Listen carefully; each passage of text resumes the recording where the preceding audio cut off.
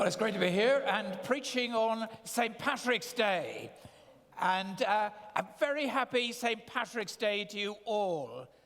And I guess there are some Irish people here. Well, I know there are some Irish people here. And most people are connected with Ireland in some way or another. And you either hate them or love them. But there you are, St. Patrick. I'm going to come back to him before the end of the sermon. And our theme is Jesus Calms the Storm. As a young student, and I was a young student once, I used to be a leader in a Christian house party, or a Christian house that ran house parties for children, teenagers, young adults, and families in the beautiful west of Ireland. And this involved organizing all sorts of expeditions to all sorts of places around, and in particular to the immense and sheer cliffs of Moher. It also involved, and this was a great bonus, meeting all sorts of very pretty girls, some of them from the north of Ireland. And in a glorious old seafront house, we slept in dormitories. None of this en-suite stuff. One night, I woke up shouting, terrified, and sleepwalking around the dormitory. I was falling with some of my charges off the cliffs of Moher. I didn't know what to do. And how humiliating for the leader to be terrified of the task he was undertaking, because man though he was a wimp when it came to heights.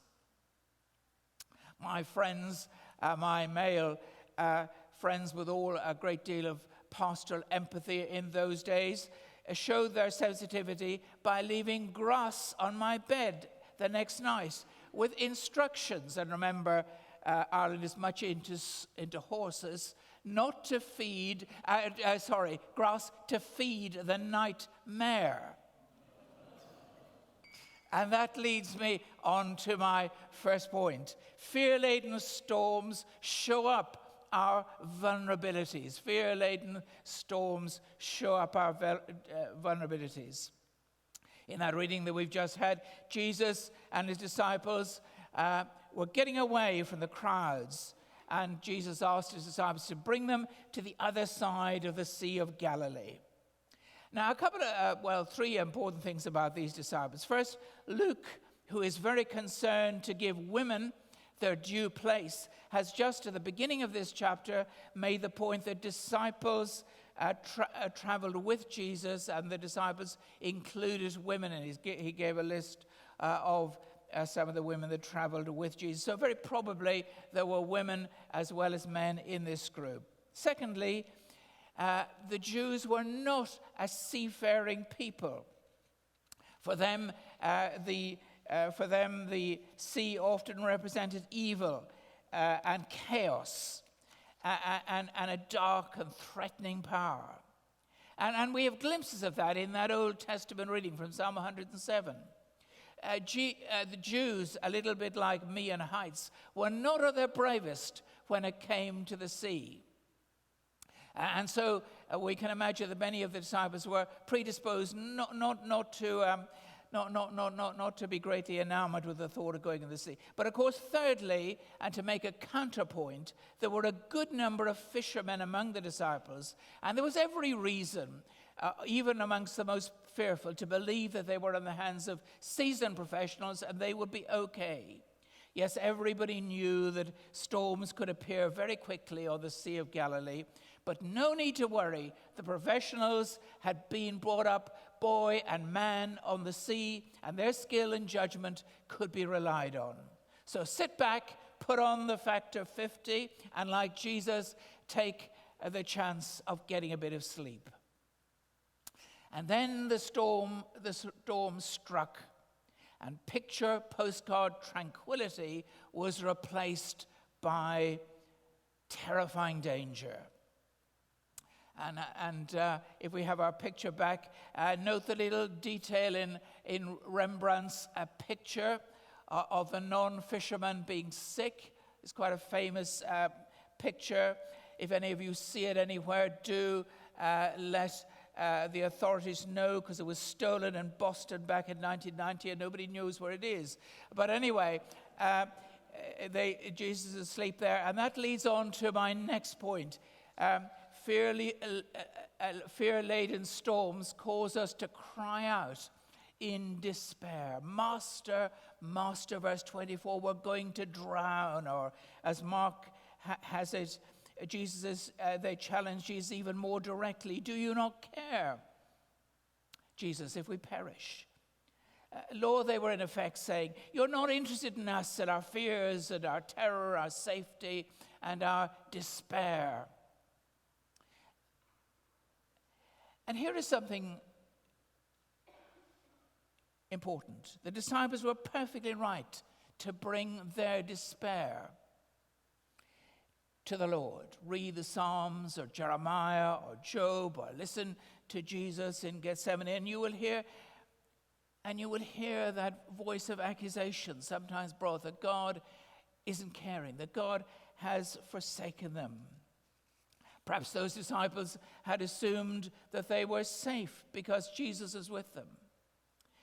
And don't we very easily assume that everything will be all right because Jesus is with us? And in a sense, everything will be all right because he is with us.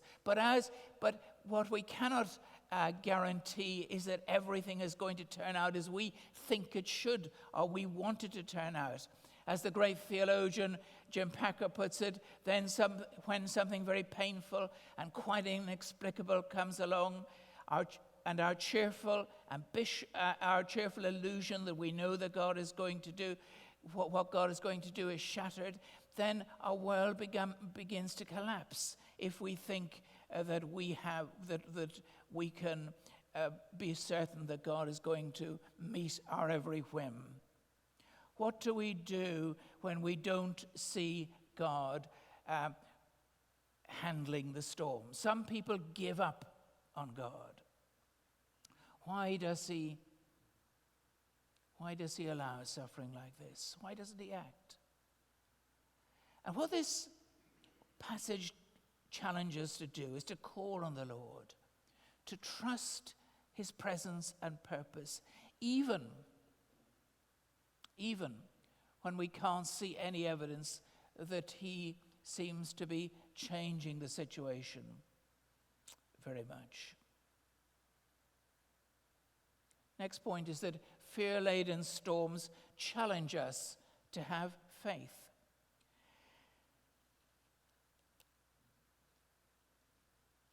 And that's exactly what the disciples did. They challenged Jesus to act, and he did. They had faith that he would do something.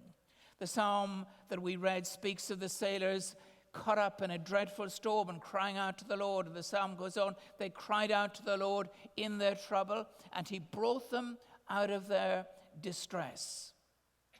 And in our story, it's Jesus they cry to, and it's King Jesus that acts in the way they would expect of God acting, giving the disciples, by the way, compelling evidence of his divinity. Here was somebody acting and able to still the storm in the way that they had assumed that only God could.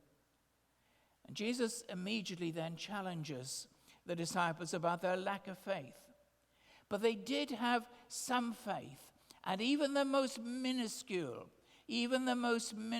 amount of faith when we are in situations of storm, or indeed in any situations, is of enormous importance.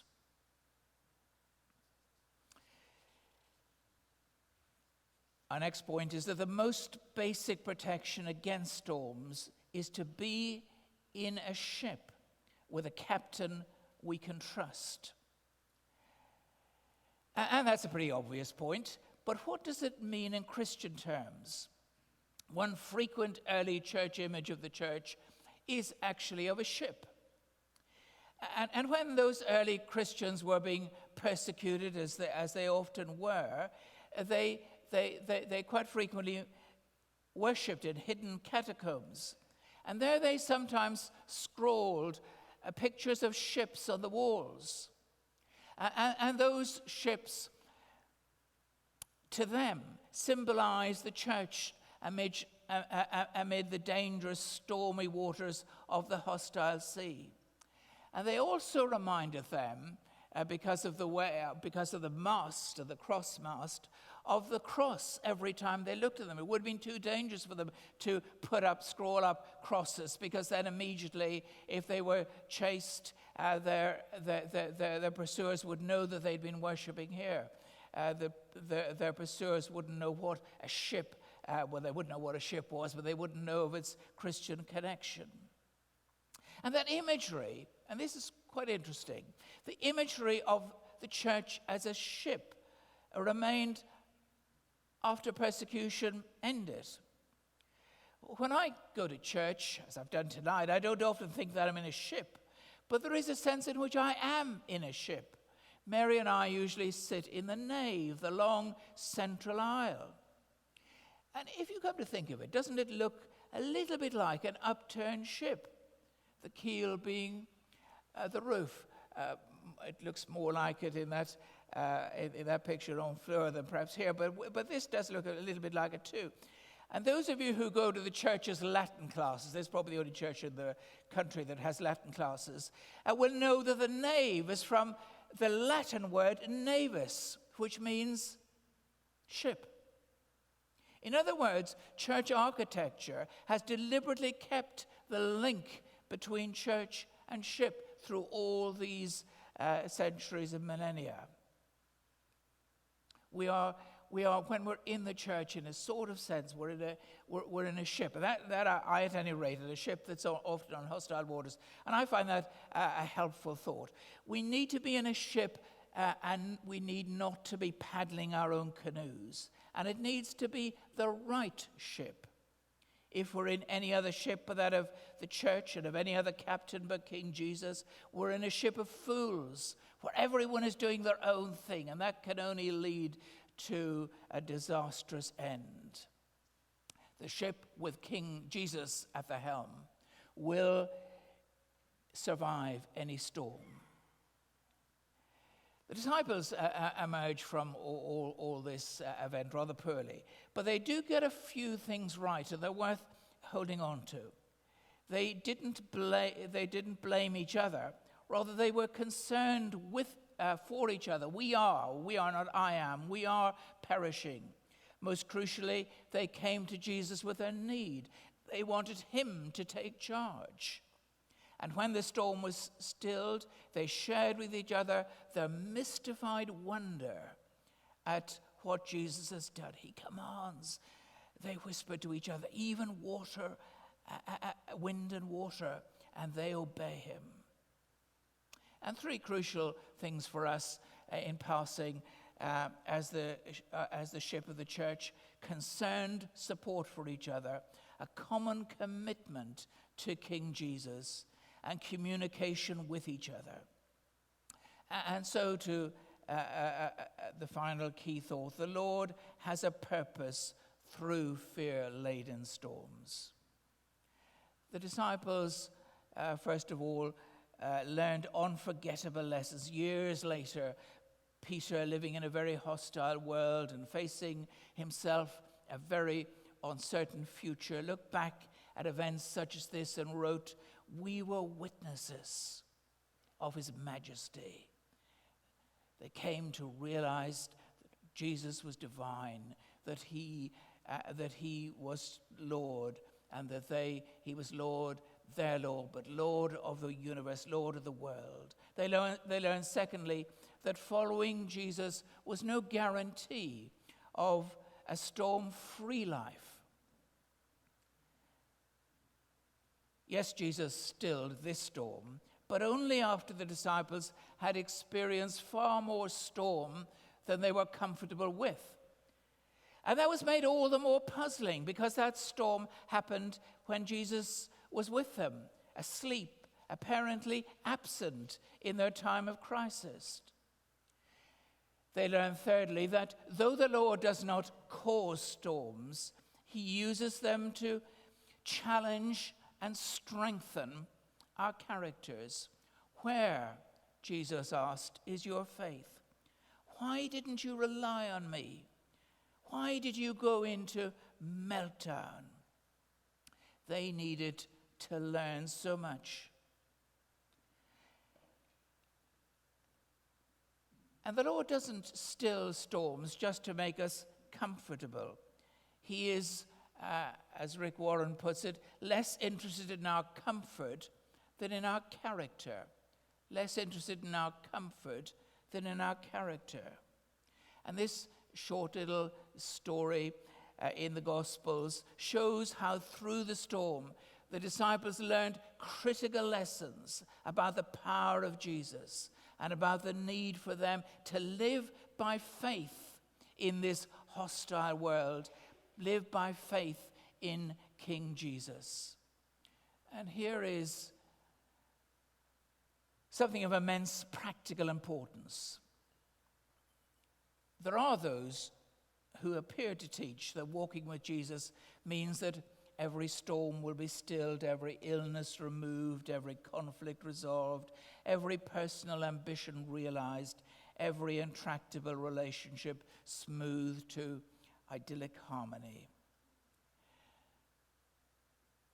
Now, the big picture of the Bible gives no support for such a belief. What this passage, and indeed the whole sweep of the Bible, teaches is that the Lord's timing in our storm may well be different from our ideal, but that all things will work together for good for those who love God.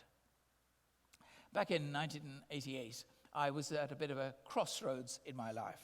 I felt that the time had come to move on from the work I was doing as a vice principal at a theological college. And then I was pleased to be shortlisted to become a principal of a theological college. And I didn't get the job, and there was disappointment, particularly because people I knew, trusted, and looked up to had pressed me very strongly to apply. And there were other closed doors through the next 3 years, and Mary and I lived with an undercurrent of uncertainty and a sort of mini-storm of doubt about what to do next. But finally, I was offered and accepted what turned out to be the perfect job for me, for us. Mary and I know now beyond a shadow of doubt that the Lord's timing, though difficult to understand, was exactly right for us. As it so happens, I know well and greatly admired the man who got the job as principal, as we've been in college together. And John Goldingay's story illustrates how the Lord goes with us through even the fiercest storms. John is an enormously intellectually gifted man, and he married an enormously gifted wife and a consultant psychiatrist. And shortly before they were married, Anne was diagnosed with a neurological condition.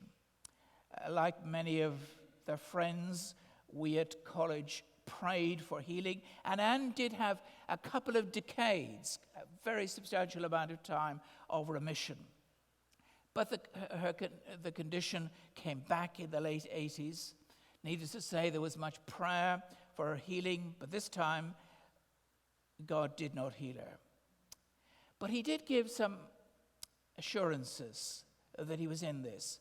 As at his inauguration service as principal of the college, John recounts how a friend had a word for him from the Lord about the storm of suffering he was going through. I will make the north wind your warmth, the snow your purity, the frost your brightness, and the night sky of winter your illumination.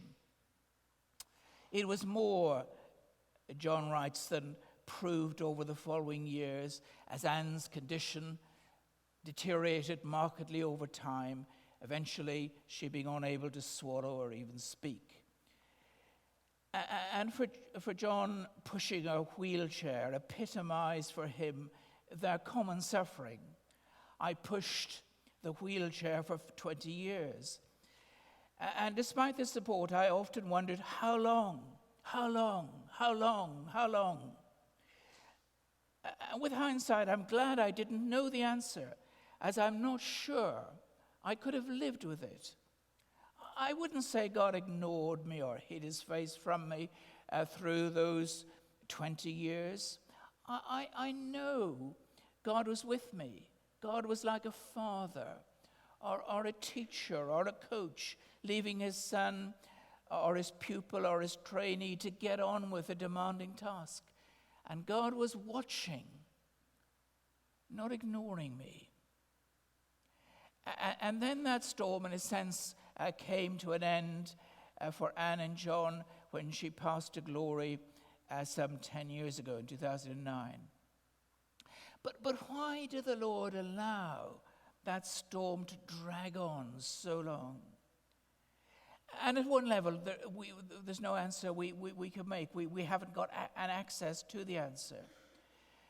But as John puts it, the fact that we do not know what might explain our suffering, what purpose God might have in it, does not constitute the slightest suggestion that the suffering has no explanation. We don't know it. There is an explanation which one day we will know.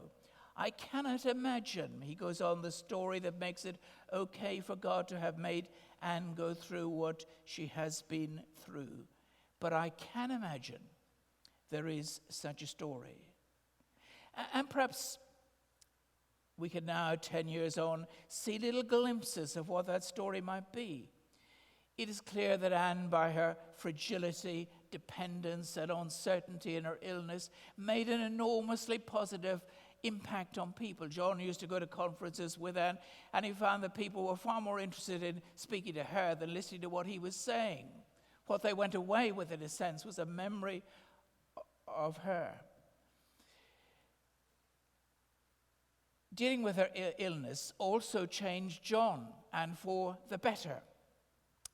John is one of those brilliant men who can easily be impatient with anybody who's less sharp than he is, and that's about 99.5% of the world's population. And right in the middle of the storm, he wrote of the impact of Anne's illness on his character. As well as having an institutional power which I can misuse, I can beat students in an argument most of the time if I choose to do so. Imagine what a so-and-so I might have been if it were not for the positive shaping effect on me of Anne's disability. I know she slows me down for good. Often we will be processing through the college dining room with half the college behind us. But I have the impression no one minds. She makes me appreciate simple things like squirrels and clouds and the swaying of the willow tree outside our house. And Anne's story has helped many people. As well as molding John's character, that storm has given him an extraordinary post-storm ministry, as he's written 17 volumes in a series called The Old Testament for Everyone, all published within the last eight years. Now, I think it's pretty substantial to write 17 books in 8 years. And in those books, there is a combination of theological knowledge and the sort of spiritual wisdom, honesty, and realism that could only come from deep reflection on what it means to go through a storm of suffering. And he's also been granted the bonus of great personal happiness and fulfillment in his remarriage. When one of Rick and Kate Warren's sons committed suicide a few years ago, their pain was almost unbearable. But they came to understand that through that horrendous experience, God gave them a new dimension of service. God, they said, wants to take our greatest pain and turn it into our life message. He wants to use our mess for a message. And right now, some of us will undoubtedly be, for all sorts of reasons, in the midst of horrendous storms, perhaps of our making, perhaps not. Right now, some of us will be doubting whether the Lord cares. Right now, our faith may be very weak and faint. Call out to the Lord. Remember, the Lord will be with us in our storms, that his grace is sufficient, and that he wants to use the storm to shape us into the people he wants us to be. And remember too that the Lord may be using the storm to shape us in totally unpredictable directions. As an example of a totally unpredictable direction, I want to finish with an image that St. Patrick left us. He was, as you may know, captured by wild Irish raiders in Britain when he was a boy of 16 and forced to tend pigs in a farm, this is all back in the 5th century, by the way, in Northern Ireland. Though he was from a Christian family, he did not, he tells us, know the true God. However, through the storm experience, he found the Lord who strengthened and comforted me as a father does his son. Eventually, he escaped back to the safety of Britain. But then he had a dream where he dreamt that the Lord was calling him to return and evangelize those wild, awful Irish, the very people who'd caused him his misery. Apart from the danger, apart from the fact that all his family told him that he would be mad to go, he felt that he'd been very badly damaged by the storm he'd gone through, that he was very ill-equipped for such a task by the captivity. He was an uneducated person, he was uncouth, he was rustic, he hadn't been properly, he'd missed so much because of his captivity. He felt useless. He felt, as he put it, like a stone lying in the deep mire, like a stone lying in the deep mire. But he went on, he that is mighty came, and in his mercy lifted me up, and raised me aloft, and placed me on the top of the wall. And perhaps some of us feel like Patrick, so damaged or puzzled or disabled or hurt by our storms, that we feel like useless stones lying in deep mire.